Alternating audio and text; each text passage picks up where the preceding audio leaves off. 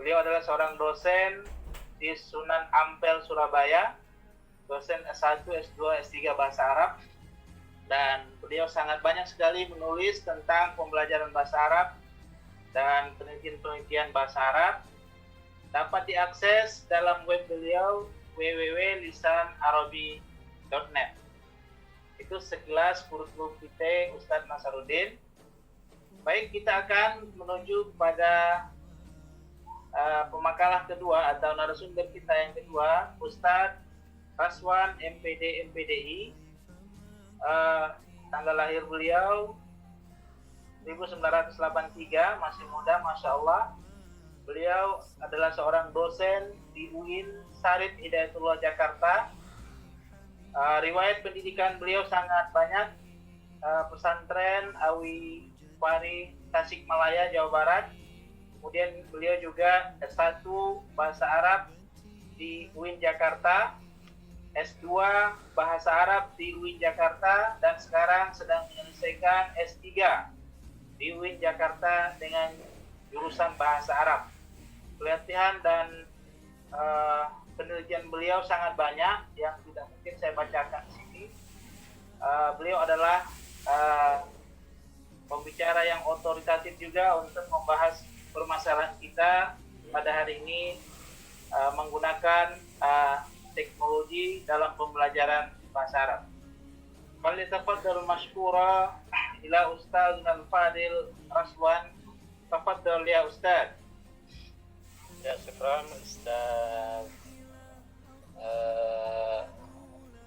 Pengadilan Ustaz ya. Ustaz Pengadilan, syukran ya. Assalamualaikum warahmatullahi wabarakatuh. Waalaikumsalam warahmatullahi wabarakatuh.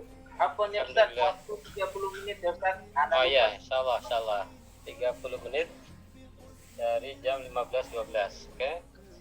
Alhamdulillahirabbil alamin wassalatu wassalamu ala nabiyyina Muhammadin wa ala alihi wa ashabihi ajmain. Al-Mukarram Rais Imla Kampar yakni Ustadz Abdul Ghani wa Aidon Sekretir di Imla Ustadzah Fatma Santri, Ustadzah Erba, Ustadzah Afriza, tadi Hanifan hunaka Dr.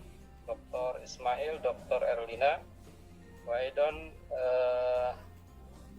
Ustadz Pengadilan ya, wa Aidon Ustadz Nasaruddin ka al-bahis fi hadzal yaum. Asallahu an yu'tina al-barakah bi hadhihi an-nadwah al-wataniyah al-iftiradiyah.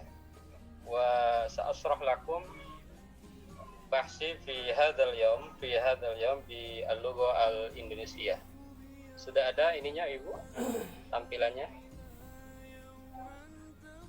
Ustadzah Erba sudah bisa tampil?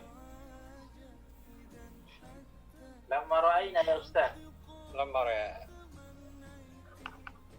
Ustadzah Erba sudah bisa tampil ininya? Dari saya tidak bisa ini. Oh, kok saya tadi keluar ya, jadi nggak bisa masuk tuh ya. Oh, nggak bisa masuk ya. Iya. Oke. Sambil jalan Ustadzah ya, sambil jalan ya. Ya Ustaz. Ya, alhamdulillahirrabbilalamin. Pada kesempatan ini terima kasih Ustadz Nasaruddin, ilmunya sangat luar biasa. Dan tampilan beliau mirip Nasaruddin yang di Jakarta ya. Ustadz Nasaruddin Umar persis gayanya ya. Gayanya juga persis gitu ya.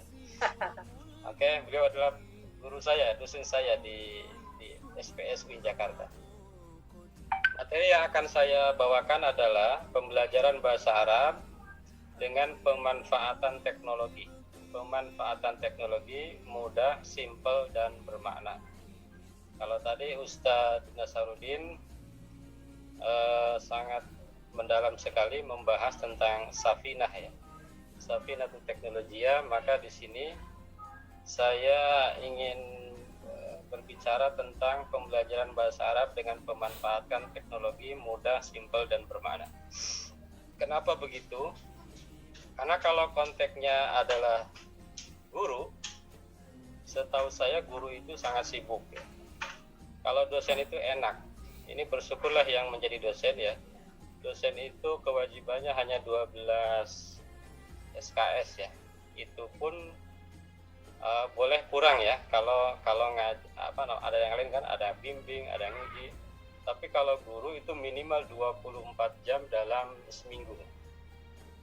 Itu minimal. Bahkan ketika saya menjadi guru itu pernah ngajar hampir 40 JP. Kalau berbicara 40 JP itu dari jam 7 sampai jam 3 sore hampir tanpa henti kita mengajar. Jadi sangat sibuk sekali. Oleh karena itu untuk membuat penggunaan teknologi dalam pembelajaran ini menurut saya ini mungkin sangat berat juga ya. Apalagi di sekarang ini. Belum lagi mungkin ya dari berbagai hal, dari sisi ekonomi dan lain-lain itu perlu mendapat perhatian. Masih banyak guru-guru yang fasilitasnya kurang. Pertama-tama sebelum tampil slide-nya, saya ingin menyampaikan bahwa ada beberapa istilah yang berbeda. Satu ada pendidikan, kedua ada pengajaran, ketiga pelatihan, keempat pembelajaran. Kalau pendidikan itu lebih kepada sikap ya, bagaimana menanamkan sikap kepada anak didik, kepada peserta didik. Yang kedua pengajaran. Pengajaran ini menanamkan pengetahuan kognitif, tetapi guru cenderung lebih aktif ya. Guru cenderung lebih aktif, sementara siswa cenderung lebih pasif. Lalu ada pelatihan. Pelatihan ini lebih kepada aspek keterampilan. Pelatihan ini lebih kepada aspek keterampilan dan ada istilah pembelajaran. Nah, pembelajaran ini lebih kepada siswa yang aktif, at-ta'allum an-nasyid atau at-tadris an-nasyid. Di siswa yang aktif, siswa yang mengembangkan dirinya, bukan diberi oleh guru. Definisi teknologi pendidikan pembelajaran tadi udah banyak disinggung oleh Ustadzuna Al-Kiram, yakni Ustadz Nasaruddin ya. Tapi saya ingin garis bawahi bahwa teknologi itu bukan hanya berbicara tentang alat-alat tadi seperti Ustadz Nasaruddin bilang, tetapi teknologi itu adalah sistem. Kita bisa mengajarkan bahasa Arab itu dengan sistem akan sukses. Dengan sistem yang baik itu akan lebih baik. At-tariqah aham minal madah. Maka di sekolah-sekolah itu jangan heran kalau ada guru ngajar, padahal kemampuan bahasa Arabnya bisa lebih rendah dari guru yang lain, tapi dia bisa lebih sukses. Ini pengalaman teman saya ketika saya kuliah, dia itu ya alumni aliyah, jadi bukan pesantren. Lalu kuliah di pendidikan bahasa Arab, ketika menjadi gurunya ternyata sukses. Mungkin bisa mengalahkan yang lain ya, yang tadinya bahasa Arabnya bagus. Karena dia menguasai nasyid, nyanyian. Jadi dia mengajarkan bahasa Arab dengan nyanyian, dengan nyanyian, dengan lagu-lagu, bahkan dia bisa pakai musik. Sehingga itu disenangi oleh para siswa, gitu ya.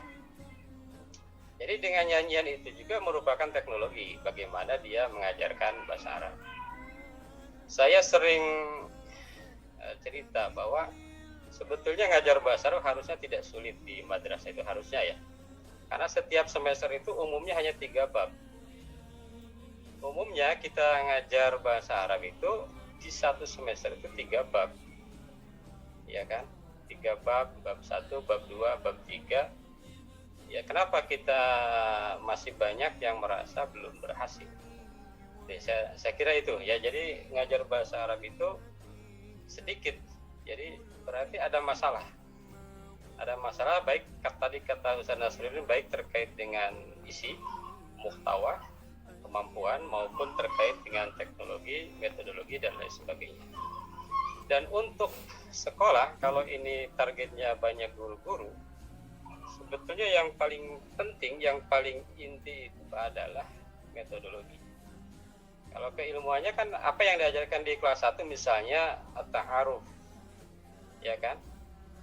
At-ta'aruf, lalu al-alwan, hadiqatul bait, fil fasli, al-adawat, al-madrasah, sebetulnya kan dari sisi materi itu ringan-ringan saja. Bagaimana agar berhasil? Ya harus pakai teknologi. Tadi salah satu teknologi itu ya sistem.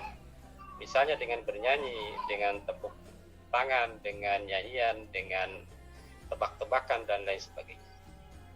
Ketika saya menjadi guru, saya masih hafal ada nyanyian, ya sedikit saya ingat terus. Misalnya nyanyian tentang kata tanya. Hal apakah, ma apa, man siapa, naam benar, la salah, lesa bukan, kam berapa, kaif gimana, limada itu kenapa, madapa yang, liman punya siapa. Saya ingat betul, dulu siswa kelas 6 ketika ditanya materi tentang warna, itu blank semua. Jadi materi warna itu kelas 3 kalau nggak salah ya. Ketika kelas 6 dia ada pertanyaan warna, hampir semua siswa itu tidak hafal. Ternyata dengan nyanyian lumayan. Misalnya saya dulu pernah bikin lagu ini, nyanyian ya. Nyanyiannya ada bendera Indonesia ahmar abyad. Saya masih ingat tuh lagunya. Warna daun itu adalah akhdar, warna laut itu azraq, warna pisang itu asfar, dan warna batu aswad, coklat asmar. Nah, saya kira itu adalah teknologi juga ya. Teknologi yang harus dijadikan sebagai alat untuk pembelajaran. Selanjutnya saya ingin menjelaskan apa saja sih yang kita ajarkan untuk anak-anak di sekolah. Tadi Ustadz Nasaruddin menyinggung di Indonesia ini banyak salah ya. Jadi nahwu dijadikan sebagai tujuan. Dan iya banyak buku-buku pembelajaran bahasa Arab ternyata ujung-ujungnya nahwu. Banyak video-video pembelajaran bahasa Arab ternyata nahwu juga gitu ya. Nah itu memang masalah, padahal kalau kita lihat di sekolah atau madrasah, bahasa Arab itu ya keterampilan. Istima, kalam, qiraah, kitabah. Bahkan di ke-13 itu adalah pendekatan komunikatif. Apa itu pendekatan komunikatif? Pendekatan komunikatif itu adalah menggabungkan berbagai keterampilan. Ada istima plus kalam, istima plus kitabah, qiraah plus kalam, qiraah, kalam, kitabah. Kalau kita cek di situ, karena kurikulum kita kan bukan kurikulum berbasis kemahiran kan, kurikulum berbasis kompetensi. Yang saya amati, kompetensi itu, kalau kompetensi pengetahuan itu ada 2. 1 istima, 2 qiraah somitah, itu masuk ke pengetahuan kognitif. Kalau yang keterampilannya apa? Qiraah jahriyah ditambah dengan kalam dan kitabah, itu masuk kategori keterampilan. Para peserta webinar yang berbahagia, saya juga di slide sebetulnya menyampaikan ada 10 strategi prioritas nasional ya di Indonesia ya. Di antaranya apa? Yang pertama di antaranya yang terkait dengan pembelajaran bahasa Arab dengan teknologi adalah meningkatkan kualitas SDM. Jadi kita itu walaupun ngajar bahasa Arab, kita harus berusaha meningkatkan SDM kita ya. Dan yang selanjutnya adalah menerapkan insentif investasi teknologi gitu ya. Ya, selanjutnya di slide juga saya tampilkan adalah jenis-jenis generasi ya. Generasi kita itu ada baby boomer. Baby boomer itu generasi tahun 46 sampai dengan 64. Lalu generasi X tahun 65 sampai dengan 76. Generasi milenial tahun 77 sampai dengan 95. Generasi Z tahun 96 sampai dengan 2010 dan generasi Alpha. Kalau kita lihat lagi, kita ini para guru, para dosen, peserta ini umumnya antara generasi X dan Y ya. X dan Y, sementara siswa kita umumnya generasi Z. Nah ini kita harus perhatikan. Jadi betul kata Ustaz Nasaruddin, kalau tidak pakai teknologi tidak mungkin. Karena murid kita, mahasiswa kita usianya ya paling tinggi 98. Lahiran tahun 98 ya kan, itu semester atas. Jadi kalau tidak pakai teknologi tidak mungkin. Kita harus mau tidak mau menggunakan teknologi. Di antara teknologi yang bisa digunakan ya misalnya YouTube. Kita gunakan YouTube dengan sebaik-baiknya ya. Ini seperti webinar ini kan menggunakan YouTube. Di dalam pembelajaran semester lalu saya juga menyebarkan angket menggunakan Google Form ya. Menggunakan Google Form, ketika mahasiswa ditanya apa aplikasi yang paling efektif untuk pembelajaran, ini mahasiswa menjawab ada yang WA Group, paling banyak ini WA Group, kemudian yang kedua Google Classroom, yang ketiga YouTube, yang keempat Google Meet, yang kelima e-learning PBA. Waktu itu kan saya di PBA kami kebetulan menggunakan e-learning sendiri ya. Ternyata dipilih oleh mahasiswa ya yang paling banyak ini ternyata adalah WA Group. Kenapa WA Group? Karena umumnya data yang dibutuhkan tidak banyak, tidak besar ya.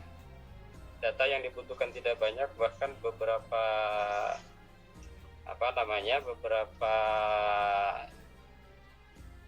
seluler ya. Beberapa seluler itu memberikan unlimit untuk WA, unlimit untuk medsos, YouTube dan lain sebagainya. Ketika aplikasi penilaian, kita bisa gunakan Google Classroom, kita bisa gunakan Kahoot, Quizzes, Lido dan lain sebagainya ya. Tadi Ustadz Nasaruddin juga sudah bilang bahwa menggunakan Google Classroom misalnya ya, kalau PG ini lebih tepat. Ya betul, kalau PG langsung ketahuan nilainya ya. Tapi kalau mau yang lain, saya kalau online ini lebih suka menggunakan project ya. Project atau produk. Jadi mahasiswa ditugaskan membuat YouTube sendiri, lalu mereka upload, lalu linknya di-share ke grup gitu ya. Linknya di-share ke grup dan kemudian dinilai oleh kita, dinilai oleh dosen ya. Antara aplikasi YouTube dan kurikulum, sebetulnya ini merupakan kegerahan kita sebagai guru bahasa Arab ya. Kalau kita menggunakan aplikasi, terus ke bawah Ibu, ke antara aplikasi satu lagi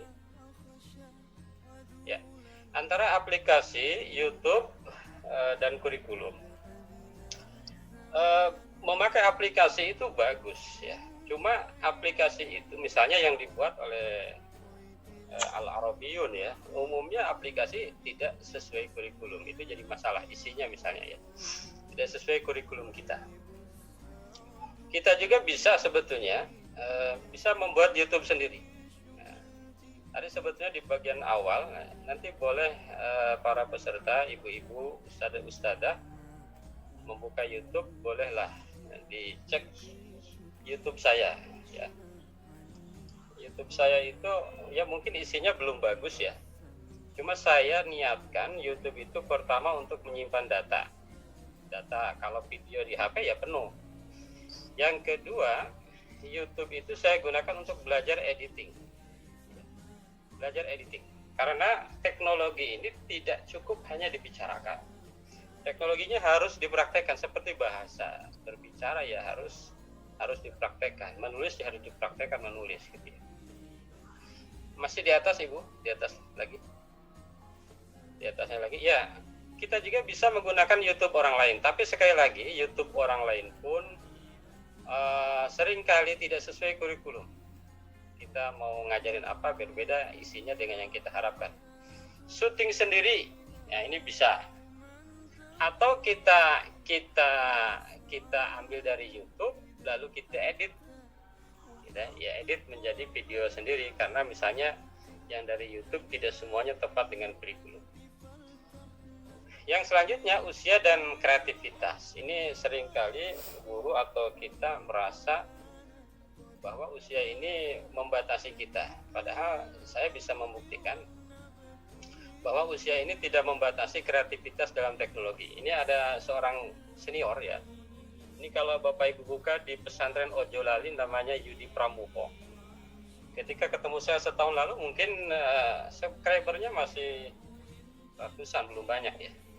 Sekarang subscribernya sudah 227. Padahal usia beliau itu usianya itu hampir 60. Beliau itu sangat luar biasa ya. Jadi kita sebagai guru sebetulnya bisa berkreativitas, bisa tidak terbatas oleh waktu, usia dan lain sebagainya. Kalau mau ya, kalau mau kita, apalagi kita yang masih muda-muda nih, Ustadz Pengadilan ini sangat muda sekali ya. Oke, next Ibu. Saya juga masih muda, Ustaz. Ustadz Nasarudin lebih muda lagi. Oke, ya. Menarik itu dengan berjamaah. Bapak Ibu, YouTuber tersukses di Indonesia kan Mbak Im Wong ya. Kenapa bisa menarik video-videonya? Ya berjamaah gitu ya. Karena di situ ada kru, ada tim ya.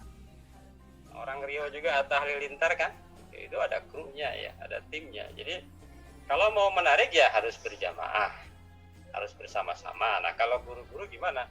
Ya bisa berjamaah dalam satu KKM. Kalau di Kampar kabupaten ya, kalau kabupaten ya lebih banyak lagi tuh. Berjamaah membuat satu materi, satu video misalnya.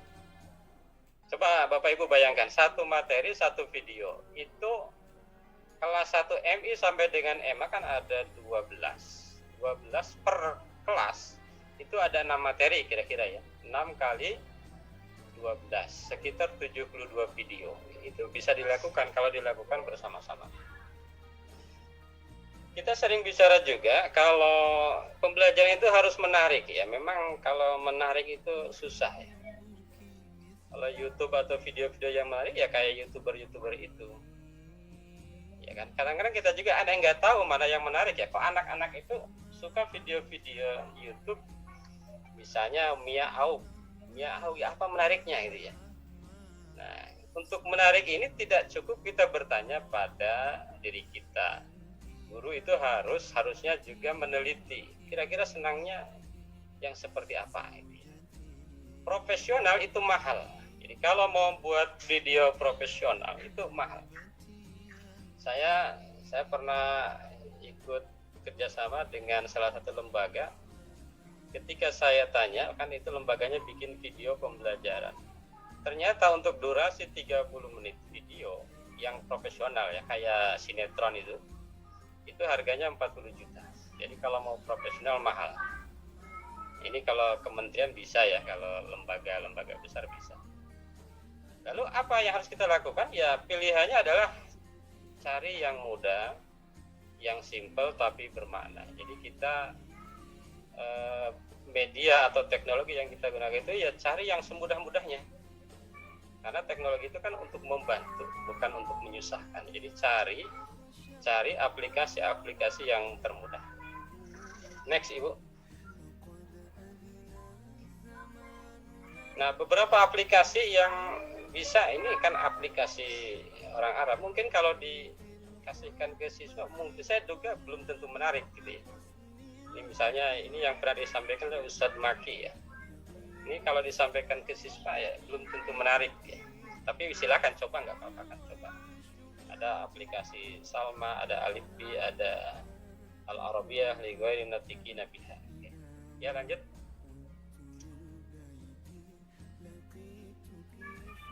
Oke, Bapak Ibu yang saya hormati, saya menawarkan sebetulnya ini mudah-mudahan sudah pada tahu ya. Jadi ini membuat video pembelajaran menurut saya paling simpel ini pakai screen video. Nah, screen video. Bapak Ibu men-screen tapi bukan screen gambar, screen video. Jadi tulisannya ada, nanti ada juga video kitanya. Nah, ini bisa kita mungkin bikin video ini tidak lama, langsung jadi dan bisa kita ajarkan kepada anak-anak. Next, Ibu. Ini seperti di YouTube saya ada, misalnya ini Quran ya. Quran ini saya baca, nah, lalu screen video. Nah, screen videonya ini saya atur biar wajahnya kelihatan. Saya kira bisa juga ini untuk diajarkan kepada anak-anak, misalnya pelajaran membaca. Ya, itu bisa pakai ini ya. Pelajaran membaca atau mengoreksi. Misalnya Ustadz mengoreksi kitabah. Saya beberapa kali ngoreksi skripsi pakai beginian. Jadi skripsinya ditampilin pakai video screen, lalu saya baca ini Anda salahnya di sini gitu ya. Nanti video itu dikirimkan ke mahasiswa baik melalui WA atau melalui media lainnya, dan itu simple, tidak usah ribet ya. Walaupun bisa juga pakai coretan PDF bisa kan pakai, tapi itu HP-nya harus agak lebih tinggi, harus ada pointernya ya. Kalau ini kan lebih simple ya. Oke. Selanjutnya, kalau mau video profesional kayak pemain sinetron itu mahal. Dan prosesnya begini. Membuat video yang ini ya, yang profesional. Satu, idenya apa? Buat GPIM, JM. GPIM itu kayak silabusnya lah. Silabus RPS. Silabus kalau di sekolah kan RPP ya. Ada silabus, ada RPP, lalu nanti ada naskahnya ya, lalu naskahnya dikaji. Ini panjang sekali kalau membuat video pembelajaran. Naskah atau skrip ya, itu satu lembar itu kan 1 menit, untuk durasi 1 menit. Jadi kalau mau buat video yang profesional memang mahal sekali. Jadi ini harus butuh dana dan lain-lain ya. Saya pernah tanya sekali lagi tadi 40 juta untuk 30 menit kalau mau profesional, tapi kan kita yang penting pembelajaran bisa dilaksanakan dengan baik gitu kan, tujuan tersampaikan. Lanjut. Alhamdulillah ya, kita sekarang sudah ada Android dengan berbagai aplikasi. Ini bisa kita gunakan ini untuk edit ya. Bapak Ibu mungkin sudah terbiasa edit video, edit. Nah, ini pakai saya yang seringnya pakai ini, dua ini, YouCut atau KineMaster ya. Cuma kalau KineMaster ini nanti ada tulisan KineMasternya di videonya. Kalau YouCut enggak. Nah, itu. Jadi bisa memakai ini. Jadi kalau mau edit pakai laptop, memang laptopnya harus agak canggih. Kekuatan bukan merek ya, tapi kekuatan misalnya RAM-nya berapa ya kan. Misalnya prosesornya Core i berapa, baru bisa. Saya dengan laptop yang seadanya sangat sulit sekali, makanya pakai HP. Kebetulan HP agak lumayan, jadi lebih baik pakai HP. Ya nek. Ya ini teori dari tadi sebetulnya udah banyak disinggung oleh Ustadz Nasar. Lanjut. Ini apa? Terus lanjut satu lagi. Ya, memang ada problem dalam penggunaan teknologi ya. Beberapa kalangan menganggap ya teknologi memiliki dua mata pisau ya. Ada positif, ada negatif ya. Lanjut, next. Oleh karena itu, kadang-kadang menggunakan teknologi ini dipandang oleh beberapa kalangan ini berbahaya. Misalnya TikTok. Selama ini TikTok itu kan dianggap sebagai apa? Dianggap sebagai aplikasi yang negatif ya, dalam tanda kutip ya. Banyak konten-konten negatif. Tetapi ada skripsi nih, saya cek di Google Scholar, ada yang dia meneliti tentang TikTok. Saya kira bisa diterapkan, bahkan kesimpulannya TikTok ini efektif di dalam pembelajaran. Ini yang belum saya temukan ini Laiki ya. Laiki ini belum nih. Padahal anak-anak senang sekali. Siapa tahu pembelajaran bahasa Arab dengan laikin. Apalagi guru-guru yang baru lulus ya. Guru-guru generasi Z silakan coba nih. Pembelajaran kalau ngajar MI pakai laiki itu. Coba aja ya. Lanjut kan? Lanjut next. E-learning dulu. Atasnya e-learning.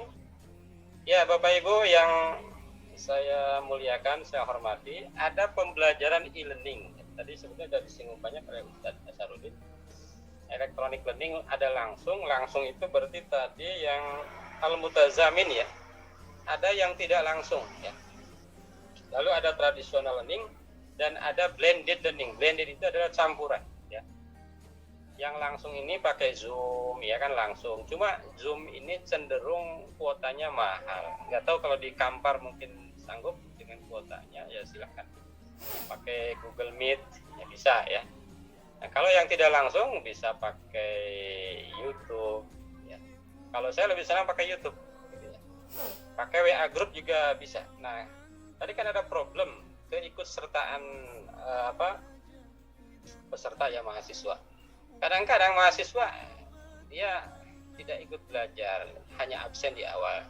Sebetulnya kalau kita agak mengulik misalnya grup WA itu ketahuan siapa yang aktif, siapa yang enggak gitu, di WA. Nah di YouTube juga sama, ketahuan siapa yang nonton YouTube itu dan siapa yang enggak. Maka di YouTube itu kalau saya biasa silakan absen juga di YouTube, di kolom komentarnya absen. Next, Ustazah.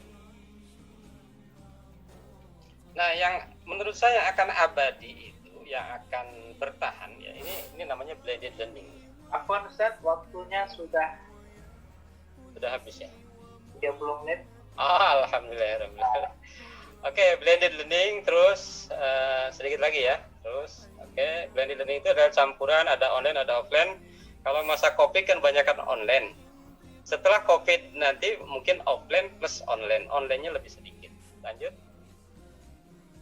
Kita kesimpulan aja ya. Terus satu lagi. Nah ya, pembelajaran bahasa Arab bisa lebih baik dengan teknologi. Kesimpulannya tadi. Teknologi bisa bermakna sistem dan bisa bermakna ICT. Bahasa Arab butuh. Nah, bahasa Arab itu harus banyak praktek dan teknologi pun harus banyak praktek gitu ya. Harus editing itu harus banyak praktek. Nah, termasuk ya alatnya pun harus mencukupi, tadi komputernya dan lain sebagainya. Video profesional itu mahal, tapi dengan bekerja sama akan menghasilkan yang lebih baik. Misalnya 1 KKM, terus di bawah lagi ya saya mengundang Bapak Ibu untuk boleh ini dibuka nih. Kalau di YouTube ya tulis aja Raswan atau Raswan Bahasa Arab. Insya Allah nih saya sampai selalu misalnya ngajar strategi pembelajaran, nah mahasiswa ditugaskan membuat video. Nah di YouTube ini yang bawah itu ada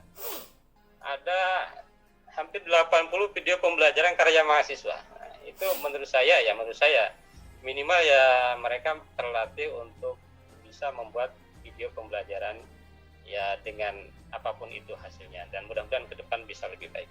Terima kasih Ustadz-Ustadzah Al-Mukarramun Al-Ulama Al-Arabiyah atas kesempatannya. Wassalamualaikum warahmatullahi wabarakatuh. Waalaikumsalam warahmatullahi wabarakatuh. Syukran jazila Ustadzna Al-Fadil Ustadz Raswan ala ma qaddamahu an tatbiq yumkin an tatbiq istikmal teknologia di ta'lim al-lugha al-arabiyah. Baik Bapak Ibu hadirin hadirat serta seminar pada hari ini, kalau saya simpulkan sejenak, tadi Ustadz kita Dr. Nasaruddin lebih banyak berbicara pada hal-hal teoritis tentang pembelajaran bahasa Arab dengan menggunakan teknologi. Kemudian Ustadz kita Raswan NPD lebih banyak berbicara pada hal-hal praktek dalam penggunaan teknologi, terutama bagi generasi Z ya, mahasiswa atau siswa kita sekarang yang mereka memang sangat melek dengan teknologi ya, yang tidak mungkin mereka tidak menggunakan teknologi, atau generasi JZ kata orang sekarang. Baik, tidak tertutup kemungkinan bagi Bapak Ibu ada pertanyaan, kami persilakan Bapak Ibu peserta untuk menanggapi. Nah, itu kendala-kendala kami di daerah sehingga lumayan ini juga. Kemarin ini waktu di awal-awal saya dengan Ustazah Erba merancang sebuah program ini, saya door to door Ustaz Nasar. Door to door menelpon guru-guru bahasa Arab yang ada di Kampar ini untuk ikut gratis.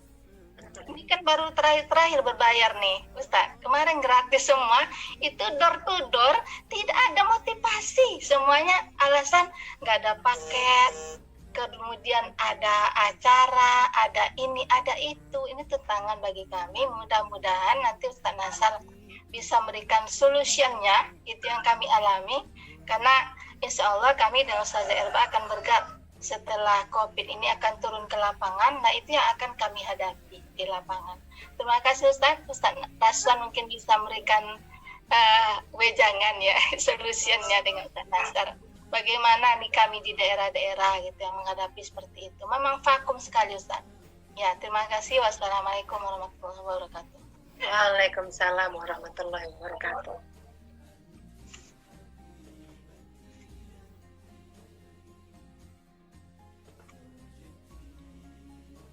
Ya, bismillahirrahmanirrahim. Itu tadi sebetulnya sudah sangat lengkap ya Ustaz Nasar menjelaskan tentang problem yang ada dalam bahasa Arab ya. Ustazah Afrija sangat luar biasa, kayak semangat dalam membangun pendidikan bahasa Arab dari cakap-cakapnya ini. Dari cakap-cakapnya sangat luar biasa ya. Jadi tidak kenal lelah pejuang bahasa Arab ya. Guru bahasa Arab seperti kumpulan tidak bersuara, bagaimana hidup bisa menghidupkan kelas. Kalau menurut saya ya, jadi selama ini kan ada PLPG ya, atau PPG atau ada pelatihan-pelatihan. Saya selalu mencek itu 82% lebih guru bahasa Arab itu non PBA. Ya, saya ini akarnya dari sini dulu ya. Iya. Itu di daerah sini ya, daerah sini ya, daerah yang pernah saya temui. Itu saya cek itu. Dan itu real, itu 82% lebih itu bukan PBA. Kalau kembali kepada teori Ustaz Nasar tadi harus ada al-kafa'ah teknologi, al-kafa'ah ta'limiyah, al-kafa'ah kafa'atul muhtawa. Itu bisa dikatakan semua aspeknya lemah gitu ya. Semua baik teknologinya lemah,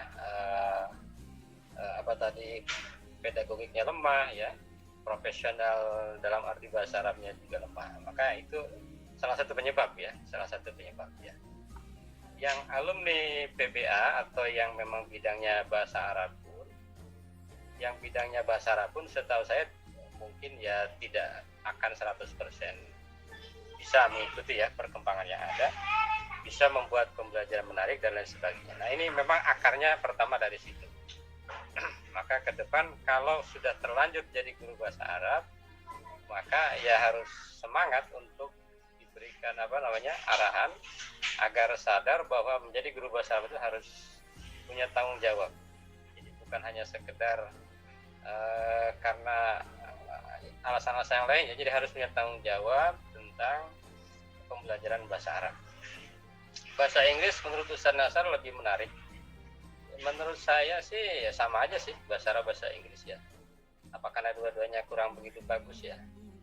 Jadi bahasa Arab ya biasa saja, bahasa Inggris juga biasa saja. Jadi tergantung mindset juga. TOEFL, saya bagusan nilai TOEFL kayaknya. TOEFL malah lebih rendah. Karena bukan PBI kali ya, bukan pelajaran bahasa Inggris. Oke. Guru yang kedua sulit itu ya karena kaidah ya. Maka Ustaz Nasar kami di UIN Jakarta dengan Profesor Aziz, misalnya sorok itu membuat sorok dalam waktu cepat. Jadi sorok itu yang di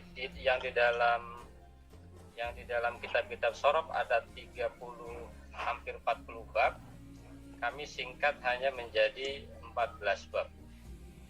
14 bab ya. Karena yang ternyata yang banyak digunakan di dalam berbahasa itu hanya 14 bab. Itu pun dari 14 itu yang 3 huruf kan ada 6 bab. Itu pun sebetulnya tidak harus dijadikan 6 bab, cukup jadi 3 bab. Ini saya pernah berkunjung juga ke Ustadz Dilan kayaknya dulu ya. Masih ingat gak? Dulu saya pernah ke Sarif Kasim. Iya, cerita tentang ini ya. Jadi yang kedua nahwu. Nahwu juga kan bisa dibuat nahwu yang simple. Saya dalam seminar internasional baru 2 sih.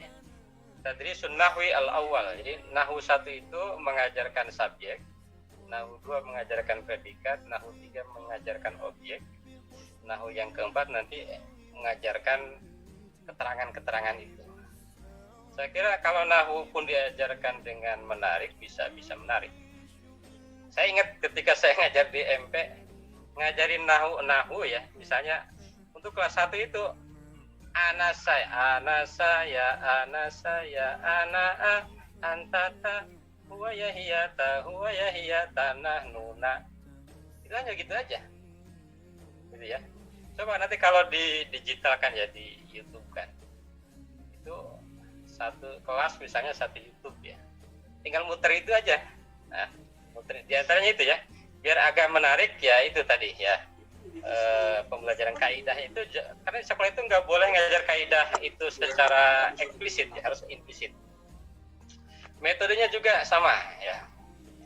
Saya ingat betul dulu waktu awal-awal saya ngajar itu saya bingung ini ngajar pakai metode apa ketika di sekolah. Ngajar bahasa Arab di kelas 1, lalu anak-anaknya kan anak-anak menengah ke atas dalam tanda kutip ya. Ada yang lari-lari, loncat-loncat meja. Ternyata metode itu ya harus digali oleh guru.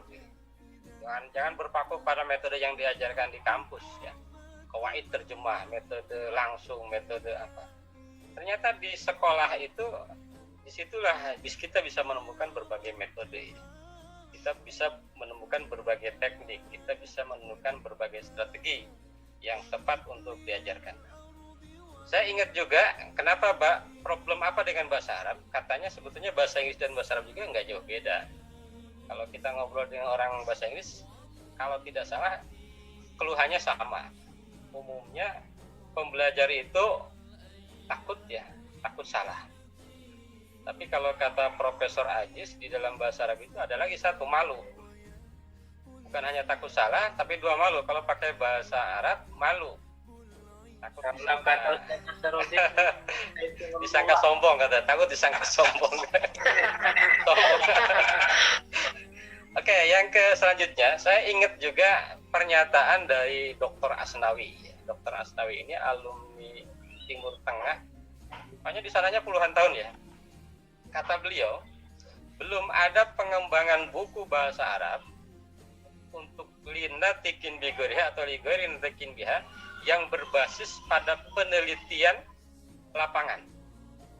Sekali lagi, belum ada pengembangan buku termasuk kurikulum bahasa Arab ligorin tikin biha yang berbasis penelitian penelitian lapangan. Sebagaimana tadi yang disampaikan oleh Ustazah Afriza. Jadi di Arab sendiri buku-buku, berarti kalau beliau menyebutkan belum ada, berarti buku yang ada itu hanya berbasis perasaan penyusunnya aja.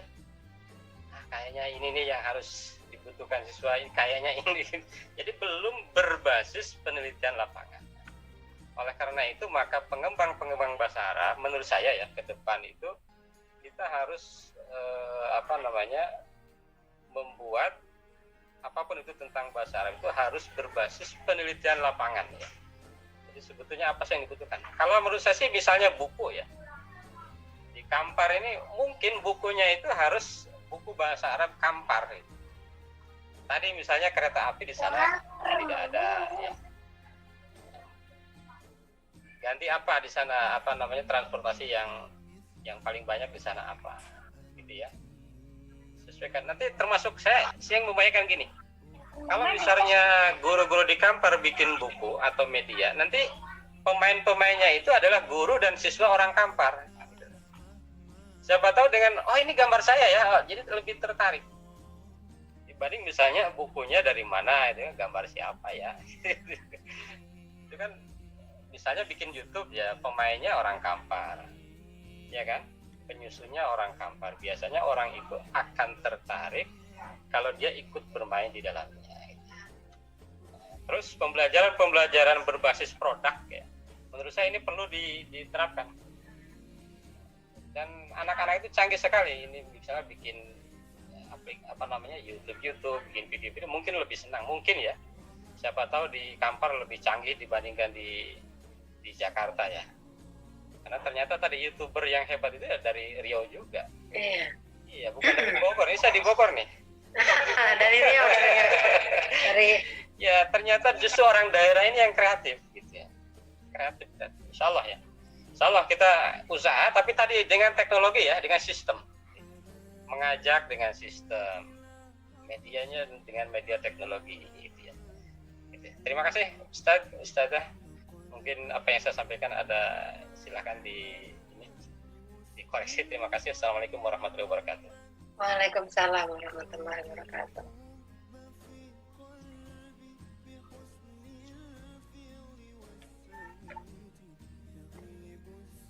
Ustaz Dilan. Baik, Bapak Ibu yang saya hormati, karena waktunya sudah habis ini Ustaz. Ya. Kita sudah lewat 15 menit dari jam 4. Luar biasa atensi dan audiensi kita semua.